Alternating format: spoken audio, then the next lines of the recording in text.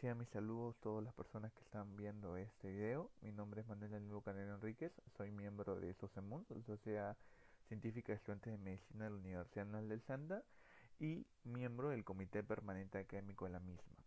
Pues el día de hoy tengo el honor de poder disertar esta ponencia titulada Músculos del brazo del curso de anatomía, ¿no? Vamos a empezar. Acá un poco el índice de lo que vamos a tratar hoy, ¿no? En músculos del brazo, arterias, nervios del brazo, sensibilidad cutánea del mismo y aplicación clínica en el brazo, ¿no? Importante mencionar y estudiar todos a la vez para poder entender los músculos en sí, ¿no? Que es la parte mecánica importante del movimiento del brazo. Músculos del brazo. Si bien es cierto, la región del brazo no es la región más poblada emiológicamente hablando del miembro superior, es importante también mencionar que los músculos cumplen una función bastante importante en la mecánica de esta estructura, ¿no? Se dividen en dos regiones, una anterior con 3 músculos y una posterior con un solo músculo, generando un total de 4 músculos en esta región. En la anterior tenemos al músculo bíceps braquial, yendo de superficial a un poco más profundo, si queremos decirlo de esa manera, el músculo coracobraquial y el músculo braquial, en la literatura antigua, el braquial anterior. En la región posterior tenemos al músculo tríceps braquial, ¿no? Y con eso pues estaríamos ya notificando los músculos que vamos a estudiar. La región anterior. El primer músculo del cual debemos nosotros estudiar en la región anterior es el músculo bíceps braquial. A continuación, con este lineado negro podemos observar acá, que este es el músculo, ¿no?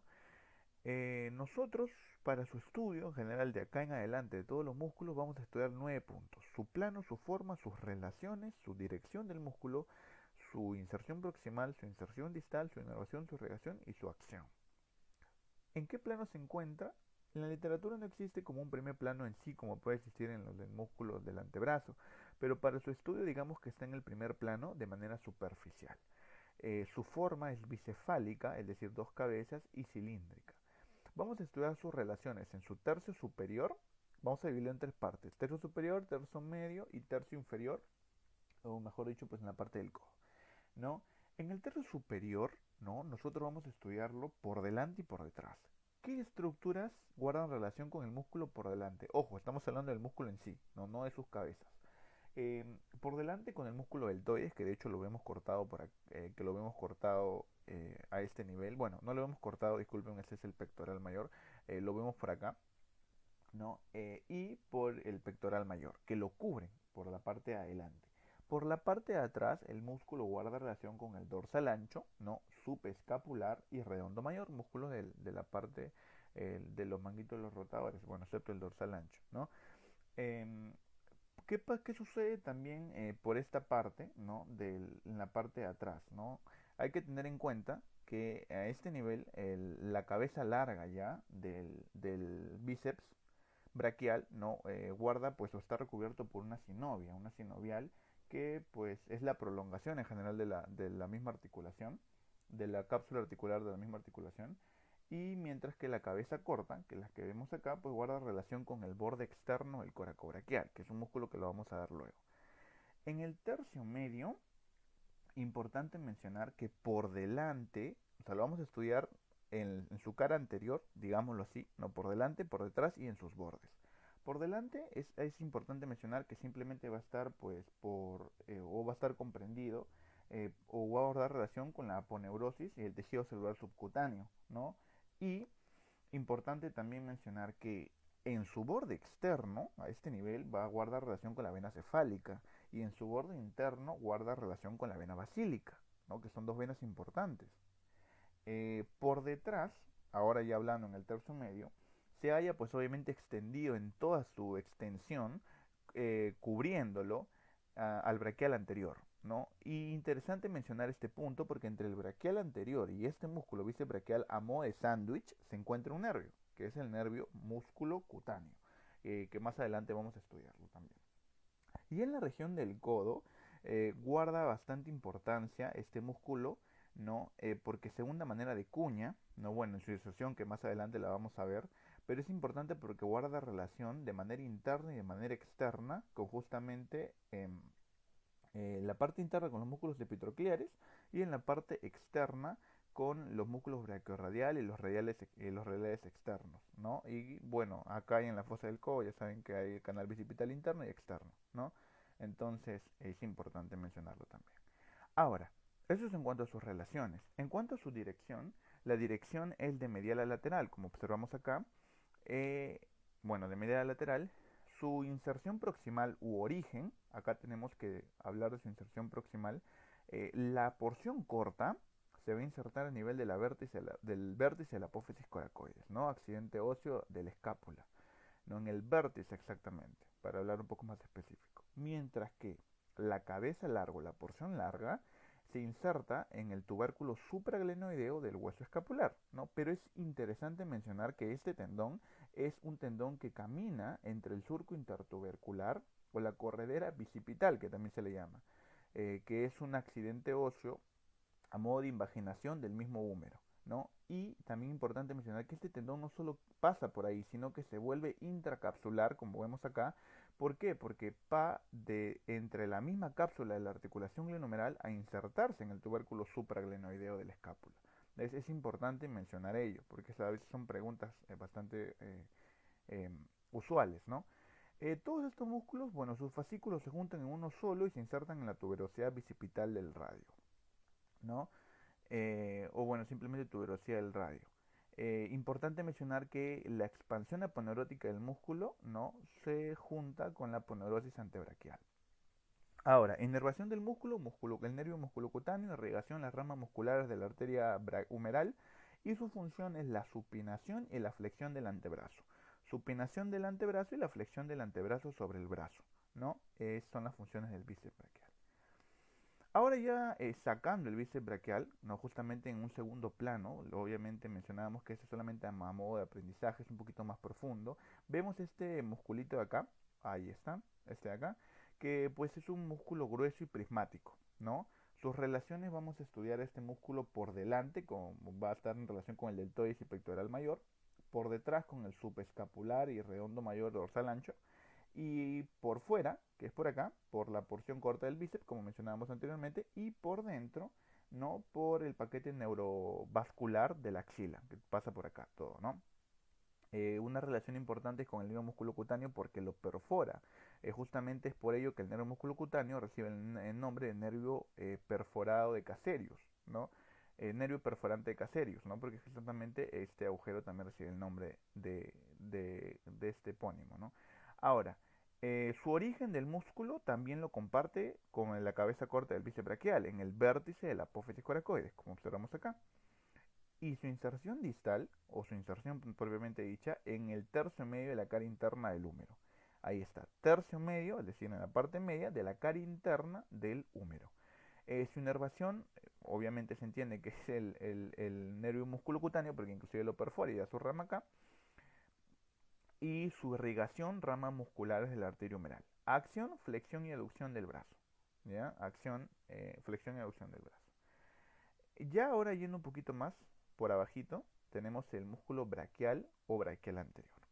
Profundo también, ¿no? Ancho y aplanado. Sus relaciones de este músculo lo vamos a estudiar en una cara anterior, cara posterior, borde interno y borde externo. Importante mencionar. En la cara anterior va a estar, como les mencionaba, separado por el nervio musculocutáneo al bíceps. En la parte posterior va a estar bastante pegada al hueso húmero, ¿no? Y va a cubrir la articulación del codo, como observamos por acá. En su borde interno va a formar, esto es importante, borde interno ayuda a formar el canal bicipital interno. Borde externo ayuda a formar el canal bicipital externo. Cuando vean fosa del codo van a ver la importancia del músculo en esta parte topográfica. Su dirección es totalmente verticalizado. Acá tenemos, miren, su origen, ¿no? Su origen más importante dentro de la literatura es el labio inferior de la V deltoidea, ¿no? De la V deltoidea. Labio inferior para el braquial anterior y el labio superior para el deltoides, ¿no? Por eso lo resalté. Pero también van a encontrar, por ejemplo, en Testit, tres cosas importantes. Por ejemplo, los 2 tercios inferiores de la cara interna y externa del húmero, los 2 tercios inferiores de los bordes, es decir, mira, este músculo es bastante pegado al hueso porque, mira, se inserta en sus 3 bordes externo, interno y anterior, en sus dos caras, interna y externa, excepto la posterior, y en los dos tabiques fibrosos que los separan del tríceps. Entonces está bastante arraigado al hueso. Toda esta musculatura y sus fascículos en un tendón bastante fuerte van y se insertan a nivel de la cara inferior de la apófisis coronoide, pues, ¿no? De la epífisis superior del cúbito. Ahí se encuentra la cara inferior de la apófisis coronoides. Inervación, nervio musculocutáneo, ¿no? Acá, como en la anterior diapositiva, pongo entre paréntesis radial porque la literatura a veces menciona que hay una especie de cambios, ¿no? Pero que no es tan significativo, ¿no? Quédense con nervio musculocutáneo.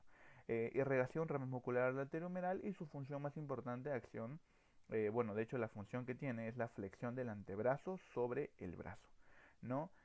Importante también mencionar, ya que estamos terminando con la región anterior, que el nervio musculocutáneo es el nervio de toda la región anterior del brazo, ¿no? Inerva todos los músculos. Región posterior. Tenemos el músculo tríceps braquial. Acá vamos a estudiar superficial y profundo, voluminoso y tricefálico, porque pues tiene los bastos, ¿no? Y la cabeza larga del tríceps. Su cara posterior, anterior, lo vamos a estudiar rapidito. En lo que corresponde a la cara posterior, está íntimamente unida, es decir, todo esto está íntimamente unido a la parte cutánea. La anterior se halla separada a nivel del canal de torsión, acá lo vamos a ver luego por acá. La parte del borde externo, ¿no? Se va a guardar relación con el supinador largo, antiguamente llamado, bueno, el supinador largo antiguamente llamado, pero se conoce ahora como brachiorradial, ¿no? Y el braquial anterior también, y por la parte interna va a guardar relación con el nervio cubital, como podemos observar acá, ¿no? Importante mencionar por acá sus inserciones, ¿no? De la cabeza larga, como observamos acá, ¿no? Se inserta en el tubérculo infraglenoideo de la escápula, también conocida como fosa subglenoidea, ¿no? Importante, también menciona la literatura a nivel del rodete glenoideo mismo, de la articulación glenohumeral y de la aponeurosis del músculo dorsal ancho que pasa por acá. Ese es en lo que corresponde a la cabeza larga, su inserción proximal. En lo que corresponde al vasto externo o cabeza lateral, se haya insertado a nivel de la cara, a ver, acá, a ver, lo vamos a poner acá, luego le voy a mostrar la imagen, a nivel de la cara posterior del húmero, pero exactamente por encima del canal de torsión y en el tabique intermuscular externo. Ahora les voy a mostrar esto de acá, ahí está. Esta imagen de acá, que es el canal de torsión, es importante porque por ahí pasan dos estructuras nerviosas y vasculares, el nervio radial y la arteria humeral profunda, ¿no? Entonces, acá observamos el corte del vasto interno, del vasto externo, disculpen, y podemos observar el canal de torsión. Entonces, este canal de torsión es un accidente óseo que me permite a mí diferenciar la inserción del vasto externo con el vasto interno, porque por encima del canal de torsión encontramos el vasto externo y por debajo del canal de torsión encontramos el vasto interno, como observamos acá. Entonces es importante esta estructura para el buscar la inserción del mismo músculo, ¿no? Al momento de que buscamos el cadáver podemos observar esta diferencia. En la inserción distal de ambos músculos, cuando todos se juntan, su inserción distal es en la cara posterior del olecrano, ¿no? Que pues en el accidente óseo de la epífisis superior del cúbito. Inervación, nervio radial y irrigación arteriomedial profunda. Función del músculo, extensión del brazo del antebrazo, disculpen, sobre el brazo. Ahí observamos el vasto interno.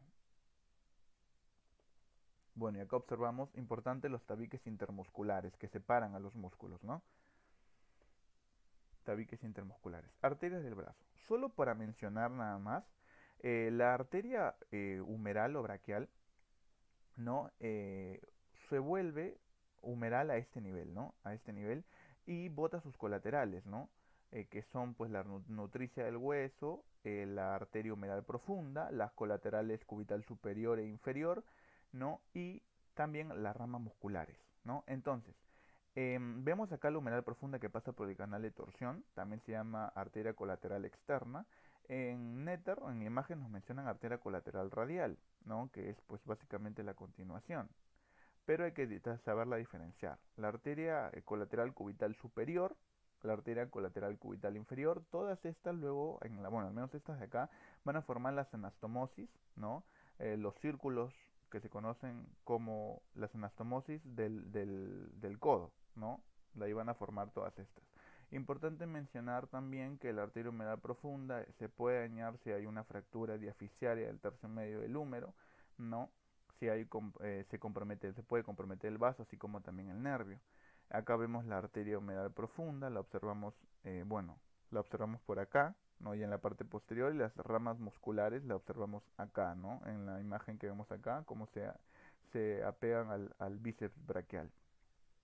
En lo que corresponde a los nervios, ¿no? Bueno, vamos a observar que en el brazo pasan el mediano, cubital, radial y musculocutáneo, ¿no? El axilar, digamos que termina, ¿no? Cuando pasa a este nivel y bueno, termina ahí, pero los que siguen hasta el brazo son estos de acá. El mediano, bueno, el músculo cutáneo, vamos a mencionarlo primero, perfora el coracobraquial, pasa por acá, entre el braquial anterior y el bíceps braquial a modo de sándwich, como mencionaba, deja sus ramas, como podemos observar acá, y luego el único ramo que sale es el nervio cutáneo antebraquial lateral, ¿no? Que pues sale por acá, que luego va a servir para la parte cutánea del antebrazo, ¿no? Entonces, cuando se pierde la sensibilidad cutánea en esa región del antebrazo, podemos ver o podemos pensar que el nervio musculocutáneo se ha visto afectado en la parte superior, ¿no? Puede ser en el mismo plexo o puede ser a nivel del brazo. Tenemos, por ejemplo, el nervio cutáneo braquial posterior, que es el que observamos por acá, que sale el radial, luego lo vamos a ver, miren, sale el radial a este nivel, sale el radial, el nervio cutáneo braquial lateral inferior, que también sale del radial, el mismo nervio radial, ¿no? Lo observamos por acá. Ahora, en lo que corresponde al cubital y mediano, mencionar que el cubital, pues desde que sale el plexo braquial, mantiene su línea bastante recta, luego pasa por el surco epitrócleo lecraniano, ¿no? Pero ya ese es en la región del codo, pero pasa totalmente medial, ¿no? Al brazo. Y en lo que corresponde al mediano, sale del plexo braquial y cruza a manera de X por encima a la arteria braquial, como lo observan acá. Miren, cruza y pasa y se vuelve pues en la parte media que luego va a inervar a todo el antebrazo. Pero es importante mencionar dónde se encuentra en el brazo mismo, ¿no? Sensibilidad cutánea, rapidísimo. Bueno, acá tenemos en el brazo mismo al nervio intercostobraquial, que, que lo observamos para esta región, el nervio cutáneo braquial medial que sale del propio plexo braquial, no no es una rama no es una rama colateral de los nervios del terminal del plexo braquial, sino del propio plexo sale. El nervio cutáneo braquial posterior, que les mencionaba que era del radial que salía, el nervio cutáneo braquial lateral inferior también del radial, y bueno, en esta parte el nervio cutáneo braquial lateral superior que sale del axilar, ¿no? Sale a esta zona, pero en general del brazo es esta región, nada más. Entonces son nervios que se incluyen en la parte cutánea. Entonces en la parte de las preguntas, a veces un poco más clínicas, si se observa algún tipo de pérdida de sensibilidad en esta región posterior del brazo, entonces ya podemos observar o podemos tener una inferencia de qué nervio puede estar afectado, ¿no? Porque qué nervio da la inervación a esta región, el radial, entonces en la mayoría, ¿no? Entonces ese puede ser afectado en la parte cutánea, ¿no? Entonces ya es importante saber estas cositas para poder nosotros mismos ir interpretando otros conocimientos, ¿no? En la aplicación clínica hay distintas aplicaciones neurológicas que pueden intervenir en la parte muscular, pero netamente en la parte muscular, que es el tema que nosotros estamos tratando, tenemos dos importantes. La rotura del tendón de la cabeza del bíceps braquial, que me genera el famoso signo de Popeye, de la cabeza larga. ¿Por qué? Porque se forma como un bultito a nivel de la cara anterior del brazo. ¿No? Es importante porque se puede cuando se genera esta rotura, usualmente se jala, ¿no? A nivel del surco intertubercular y se forma la deformación de Popeye, que es justamente la que le mencionaba. Y esta rotura también puede producir una flexión enérgica del brazo, ¿no? O sea, el brazo se flexiona de manera enérgica, ¿no? Entonces, y luego me genera ese signo, ¿no? Más que todo, como observamos en la imagen. Luego tenemos la tendinitis bicipital, que pues es donde el tendón del músculo bíceps braquial no pasa por el surco intertubercular, usualmente ahí se da eso, y este está envuelto por una vaina sinovial, como les mencionaba, ¿no? Entonces cuando hay mucha tracción entre esta estructura, entonces se puede inflamar, ¿no? Esta parte del tendón y te da pues una tendinitis, ¿no? Los síntomas frecuentes es que hay un dolor ahí y una crepitación. Entonces, esas también serían dos partes clínicas de la región brazo, ¿no? Espero que haya servido para ustedes en general y para haya aportado un poquito y muchas gracias.